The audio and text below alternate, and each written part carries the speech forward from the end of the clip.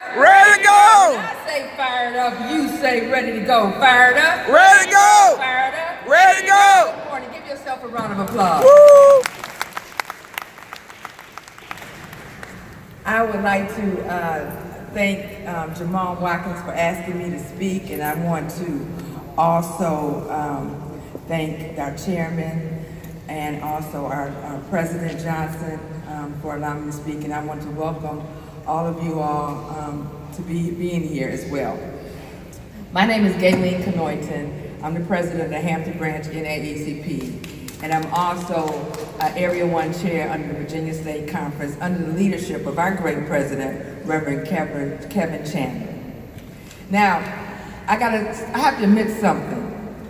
I had my speech on some technology on my smartphone, hit a button, and it went away. Oh, no. But guess what? God woke me up this morning and told me I need to tell a testimony and not give a speech. All right. Is that all right? All right, to God be the glory. So let me tell you how my testimony starts. I was raised in Detroit, Michigan. Woo-woo! I was raised during the 60s, during the Civil Rights Movement.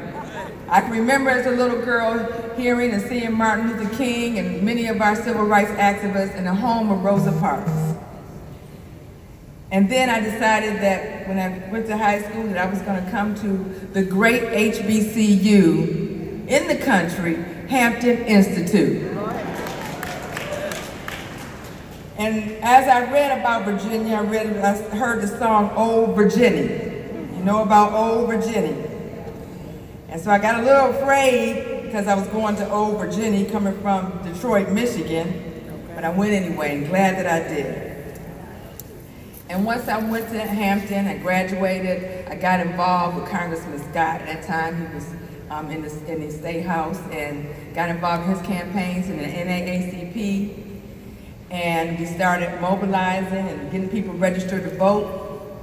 1990, we elected our first black African American governor, Douglas Wilder.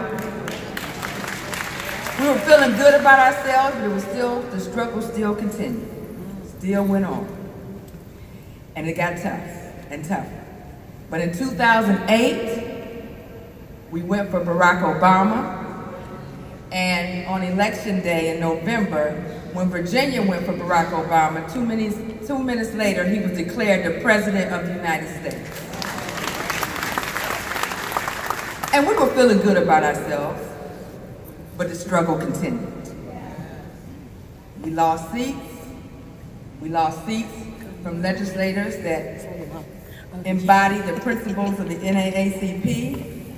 It looked glim. We were fighting for Medicaid expansion for many years.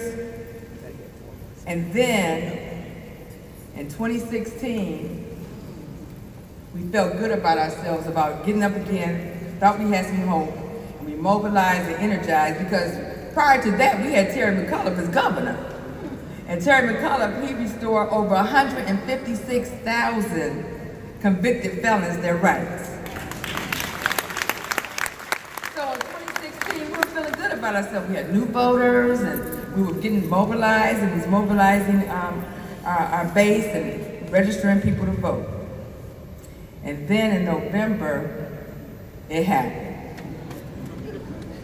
Well, after the shock was over, of course, who led the charge? It was women. Right. Women came together, women went out and started marching, and it was all new people. You notice that? It was your neighbors, church members, people in the grocery store, business owners, people you've never seen before out there marching. And so what we did, what our chairman say, don't agonize, organize. We carried our weapons and we brought voter registration forms and membership forms, and we marched with them. We got to know who these progressive groups were, and we also got an opportunity to work with them. We invited them to our meetings and we went to their meetings.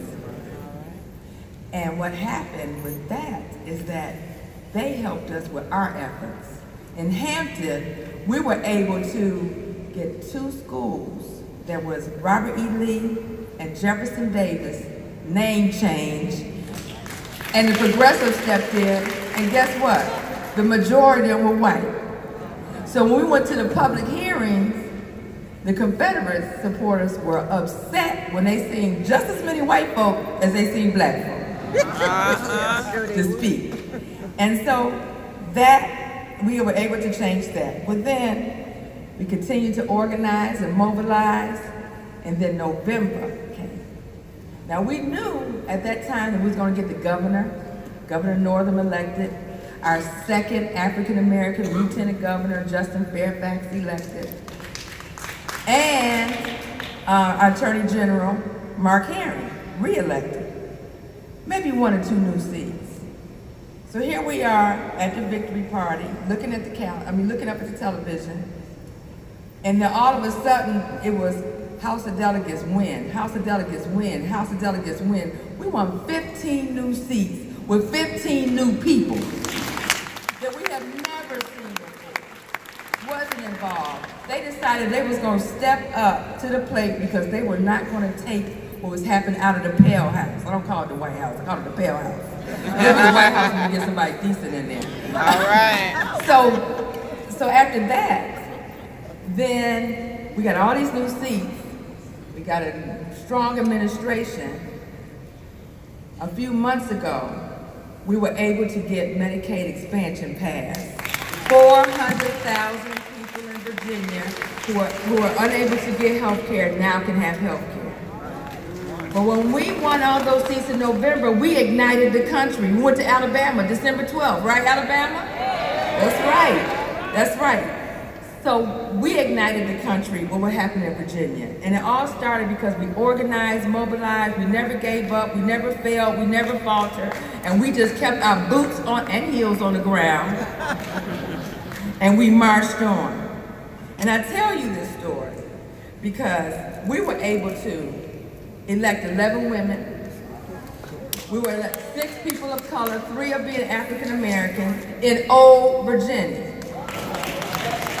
In old Virginia. So, what I would say now to you is this. To some of the states and some of our fellow states that maybe feel a little hopeless or say we'll never change, you will change. You will. As you continue, as our chairman says, don't agonize, organize. And our president says, you know, we must empower each other in all organizations. We must partner and work not only with our unions, our churches, and also the Divine Nine. We need to work with these progressive groups, the Indivisibles, Moms on Demand for sensible gun laws. Together we will. You have them in your states. When you see them march on television, don't just watch them, join them. Bring the voter registration cards. They will help you do voter registration. We have help out here. We are not alone. And guess what? When I asked some of these folks, why did you do it just now? Is it because of 45? They said, he helped us. They said, but we always wanted to be involved. We just didn't know how. So we need to go out and reach out to them. And we need to make sure they come in and help us. And we work together. We will win in November 2018, 2019, and 2020. Because our job is this. When a legislator gets in the way of our civil rights and voting rights, we will vote them out. Okay. When a legislator gets in the way of our health care and our quality education, we will what? Vote them out. When the legislator gets in the way of our environmental justice and redistricting, we'll do what? Vote them out. And friends, if we bring Lottie, Dottie, and everybody to the polls, after we mobilize, then guess what? We will vote him out in 2020. Yes. My name is Gayleen Kenoyton, and I approve this message.